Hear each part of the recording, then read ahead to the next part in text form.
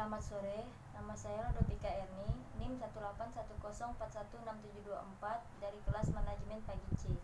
Di sini saya akan menjawab soal UTS dari mata kuliah Analisis Lingkungan Bisnis, dosen pengampu Bapak Adi Mursalin, SEMM. Soal pertama, A. Apa yang saudara ketahui tentang lingkungan kontekstual atau umum? Penerapan pembelajaran kontekstual di Amerika Serikat bermula dari pandangan ahli pendidikan klasik John Dewey yang pada tahun 1916 mengajukan teori kurikulum dan metodologi pengajaran yang berhubungan dengan pengalaman dan minat siswa. Filosofi pembelajaran kontekstual berakar dari paham progresivisme John Dewey. Intinya, siswa akan belajar dengan baik apabila apa yang mereka pelajari berhubungan dengan apa yang telah mereka ketahui, serta proses belajar akan produktif jika siswa terlibat dalam proses belajar di sekolah. Pokok-pokok pandangan progresifme antara lain, contohnya, pertama, siswa belajar dengan baik apabila mereka secara aktif dapat mengkonstruksi sendiri pemahaman mereka tentang apa yang diajarkan oleh guru. Kedua, siswa harus bebas agar dapat berkembang wajar. Ketiga, penumbuhan minat melalui pengalaman langsung untuk merangsang belajar. Keempat, guru sebagai pembimbing dan peneliti. Kelima, harus ada kerjasama antara sekolah dan masyarakat. Sekolah progresif harus merupakan laboratorium untuk melakukan eksperimen. Selain teori progresifme John Dewey, teori kognitif melatar belakangi pula filosofi pembelajaran kontekstual. Siswa akan belajar dengan baik apabila mereka terlibat secara aktif dalam segala kegiatan di kelas dan kesempatan untuk menemukan sendiri. Siswa menunjukkan belajar dalam bentuk apa yang mereka ketahui dan apa yang dapat mereka lakukan. Belajar dipandang sebagai usaha atau kegiatan intelektual untuk pembangunan ide-ide yang masih laten melalui kegiatan introspeksi. B. Apa yang saudara ketahui tentang lingkungan industri? Industri adalah bidang yang menggunakan keterampilan dan ketekunan kerja dan penggunaan alat-alat di bidang pengelolaan hasil-hasil bumi dan distribusinya sebagai dasarnya. Contohnya seperti perkebunan kelapa sawit. C. Apa yang saudara ketahui tentang remote environment? Lingkungan jauh ini terdiri dari faktor-faktor yang bersumber dari luar dan biasanya tidak berhubungan dengan situasi operasional suatu perusahaan tertentu. Pertama, ekonomi, kedua, sosial, ketiga, politik, keempat, teknologi, dan faktor ekologi. Lingkungan ini memberi peluang, ancaman, dan kendala bagi perusahaan. Tetapi, satu perusahaan jarang sekali mempunyai pengaruh berarti terhadap lingkungan ini. Sebagai contoh, bila ekonomi melesu dan proyek konstruksi mulai menurun, seorang konstruktor mungkin sekali mengalami penurunan usaha. Tetapi sukses seseorang konstruktor dalam merangsang kegiatan konstruksi lokal tidak mampu mengangkat bisnis konstruksi secara keseluruhan. D. Apa yang saudara ketahui tentang lingkungan operasional? Lingkungan operasional adalah faktor-faktor dalam situasi kompetitif langsung yang mempengaruhi keberhasilan suatu perusahaan dalam memperoleh sumber daya yang dibutuhkan.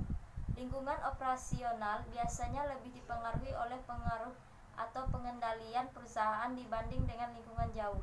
Contohnya faktor hukum dan faktor sosial budaya. Di sini saya akan menjawab soal nomor 2. Bagaimana lingkungan eksternal dan lingkungan industri berpengaruh pada kegiatan bisnis di daerah Anda? Banyak faktor yang mempengaruhi prestasi industri kecil, diantaranya pengaruh faktor internal dan eksternal. Keberhasilan ini tergantung dari kemampuan dalam mengelola kedua faktor ini melalui analisis faktor lingkungan, serta pembentukan dan pelaksanaan strategi usaha. Faktor eksternal meliputi lingkungan makro dan mikro yang terdiri dari demografi, politik, teknologi, ekonomi, sosial budaya, supplier, konsumen, pesaing, distributor, industri, pemerintah, tenaga kerja, dan kreditor. Demografi berdasarkan hasil pengelolaan data di lapangan Pada pertimbangan pengusaha IKM terhadap lingkungan demografi, ternyata perubahan jumlah pendapatan dinilai paling dipertimbangkan, karena mereka menganggap dengan meningkatnya jumlah pendapatan dari masyarakat, maka akan mempengaruhi daya beli dari masyarakat akan produk IKM tersebut. Ekonomi. Berdasarkan hasil pengolahan data di lapangan, bahwa pertimbangan pengusaha IKM terhadap kondisi ekonomi, ternyata kondisi perdagangan dinilai paling dipertimbangkan. Hal ini dikarenakan bahwa pengusaha IKM menganggap semakin membaiknya kondisi ekonomi dari tingkat konsumsi masyarakat mendorong terciptanya kondisi perdagangan yang lebih baik, yaitu banyaknya daya beli masyarakat akan suatu produk. Selain itu, situasi pasar yang kondusif juga turut mendukung peningkatan optimisme pengusaha IKM untuk meningkatkan usahanya. Politik. Berdasarkan hasil pengelolaan data di lapangan, pertimbangan pengusaha IKM terhadap lingkungan politik, ternyata kebijakan harga yang diberlakukan oleh pemerintah dinilai sangat dipertimbangkan. Salah satu bentuk kebijakan negara yang diberlakukan oleh masyarakat yaitu kenaikan harga BBM, kenaikan tarif listrik, dan harga bahan pokok seperti benang emas dan kain. Kenaikan harga akan menimbulkan biaya produksi meningkat sehingga mempengaruhi tingkat keuntungan dari perusahaan IKM. Baik, saya akan menjawab soal bagian B mengenai video yang ditonton. Pertama, apa judul video di bawah ini? Yang pertama, analisis pastel pada Honda. Siapa pembicara di dalam video tersebut? Tiara Nur Afifa. 3. Jelaskan secara terinci teori-teori yang dijelaskan oleh pembicara dalam video-video di bawah ini. Pastel adalah metode analisis yang digunakan untuk mengidentifikasi faktor-faktor eksternal yang mempengaruhi suatu organisasi. Pastel dapat digunakan untuk mempertimbangkan faktor-faktor permasalahan eksternal, yaitu politik, ekonomi, sosial, teknologi, legal, dan environment.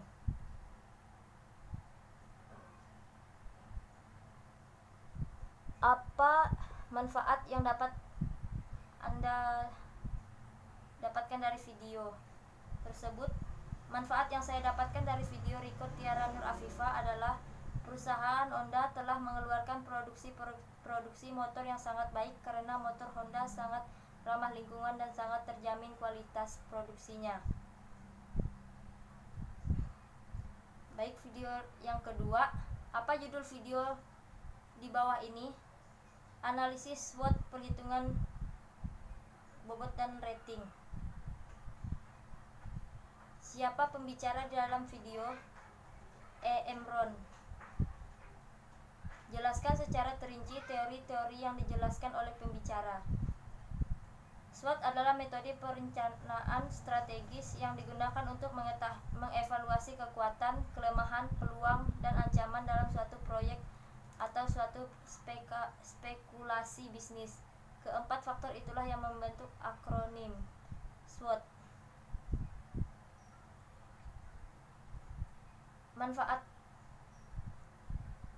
apa yang Anda dapatkan dari video yang Anda tonton? Manfaat yang saya dapatkan dari video record Emron ialah saya telah mendapatkan materi yang sangat penting, yaitu mengetahui faktor internal dan eksternal atau keuntungan dan kerugian suatu perusahaan yang kini banyak orang tidak tahu hal itu. Saya akan menjawab soal yang berikutnya. Video yang ketiga, apa judul video di bawah ini? Konsep bisnis dan lingkungan bisnis. Jelas.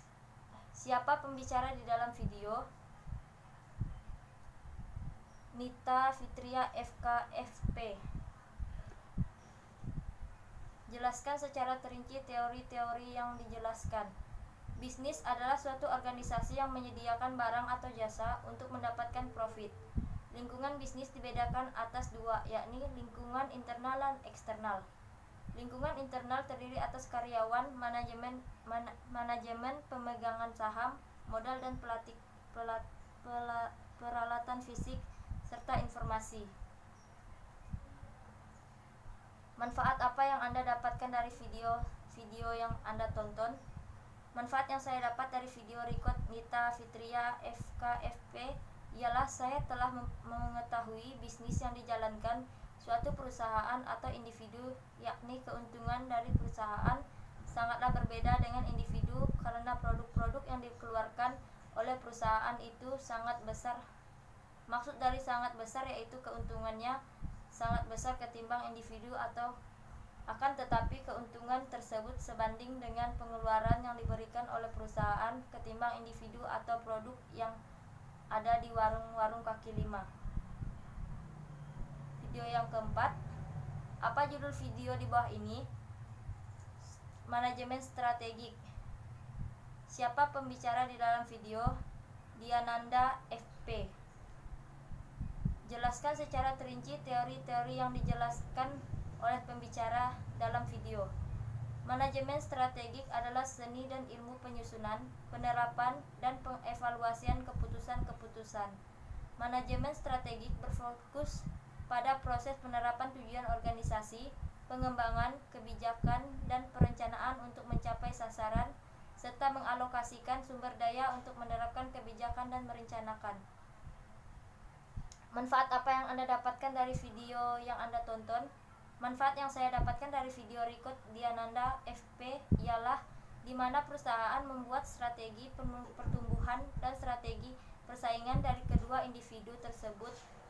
Saya tahu akan ketatnya menarik pelanggan untuk mencoba produk-produk yang dikeluarkan oleh perusahaan, dan tentunya pasti sebuah perusahaan ada namanya pesaing dengan perusahaan lain. Di situ kita harus tahu dan pintar supaya produk yang kita keluarkan bisa laku di masyarakat atau di luar negeri sekalipun. Sekian jawaban UTS saya. Terima kasih.